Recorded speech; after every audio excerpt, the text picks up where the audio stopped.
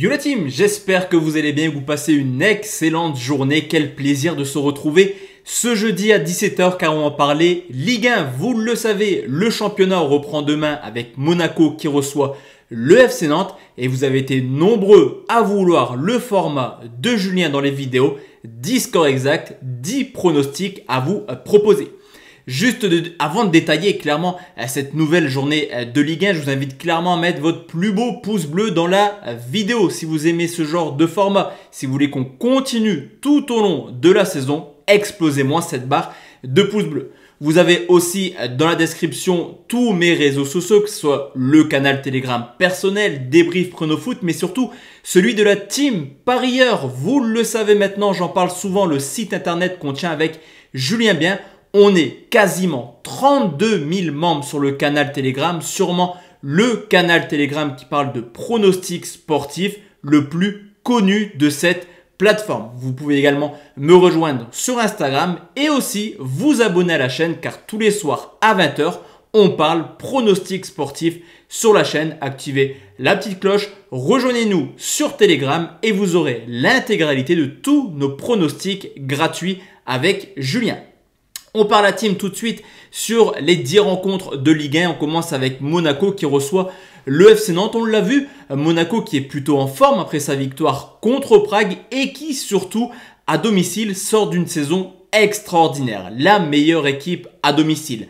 Nantes a d'ailleurs beaucoup de difficultés à Louis II. Il reste sur 7 défaites d'affilée. Et même s'il y a l'enchaînement, match aller à Prague, match retour à Monaco, je pense que Monaco est supérieur et devrait faire le taf assez rapidement. 2-0 pour Monaco, le pari sportif, la victoire des Monégasques, coté à 1,52. Deuxième match et c'est Lyon qui reçoit à Brest, nouvel entraîneur du côté de Lyon. Nouvelle tactique, ça va jouer l'offensif. La devise est claire pour le coach Peter Bosz, marquer plus de buts que l'adversaire. Et ça se voit lors des matchs de préparation. Lyon, c'est 18 buts marqués pour tout de même 12 buts encaissés. L'année dernière, les Lyon-Brest est également assez prolifique. 2-2 lors du match aller. Victoire 3-2 pour les Lyonnais au match retour. On devrait voir à coup sûr du but. 4-2 pour Lyon. Le pronostic, les deux équipes marquent à 1,54. 3 reçoit le Paris Saint-Germain. Le Paris Saint-Germain qui est largement démuni, qui devrait avoir une composition quasi identique avec l'équipe qui a joué contre le LOSC. On l'a vu contre Lille justement, mais également l'année dernière. Sans ces cadres, Paris a un peu plus de difficultés. Mais 3 reste tout de même une équipe qui fait l'ascenseur quasiment tous les 2-3 ans. Donc Paris devrait logiquement s'imposer. Cependant, je pense qu'ils vont s'imposer sur la plus petite des marges. Le pronostic sera 1-0 en pari sportif. Le but d'Icardi, c'est coté à 2,05.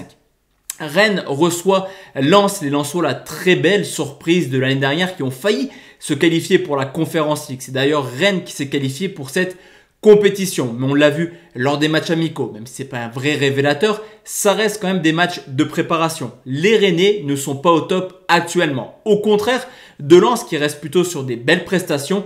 Et on l'a vu l'année dernière, Lens est capable d'embêter les grosses écuries. En score exact, sur ce coup, je pense que les deux clubs ne vont pas se départager. Je vais partir sur un match nul, un but partout. En pari sportif, Lens ou nul, coté à 1,68. Nouveau pronostic et c'est Nice qui reçoit Reims. Cette fois-ci, on va vraiment regarder avec attention les matchs de Nice qui a fait un recrutement plutôt XXL pour l'instant. Je pense à Cleuil Verte, Lemina et surtout l'arrivée du coach Galtier. On le sait, Reims est souvent embêtant avec les grosses écuries. Mais l'année dernière, c'était une saison plutôt particulière pour les Rémois qui n'étaient pas non plus au top de leur forme, mais qui reste l'équipe qui s'est fait le plus accrocher. Reims, c'est tout de même 15 nuls l'an passé en 38 matchs. Sur ce coup, je pense que Nice est capable de s'imposer. Je vais partir sur un score exact de 1-0. Mais en pronostic, je sécurise. Nice remboursé 6 matchs nuls, c'est coté à 1,38. Nouveau pronostic avec Bordeaux qui reçoit Clermont, peut-être la future surprise. Les Clermontois qui surfent sur une très bonne dynamique. Ça fait plusieurs années que Clermont mérite de monter en Ligue 1. Cette fois-ci, c'est fait. Ils ont surtout l'avantage de jouer des Bordelais où leur projet est toujours aussi flou. L'arrivée de Lopez ne changera pas grand-chose, lui qui est plutôt instable dans ses choix de club. Et je pense sincèrement que Clermont peut faire un coup ce week-end. Le score sera un 0-0. Le pari sportif, Clermont ou nul, côté 1,64. Nouveau pronostic où là aussi ça va être très compliqué, c'est Saint-Etienne qui reçoit Lorient. Les deux clubs sortent d'une saison assez moyenne. Lorient qui se sauve lors des dernières journées. Pour Saint-Etienne, ce fut extrêmement compliqué. À un moment, on s'est également dit que Saint-Etienne pouvait descendre en deuxième division.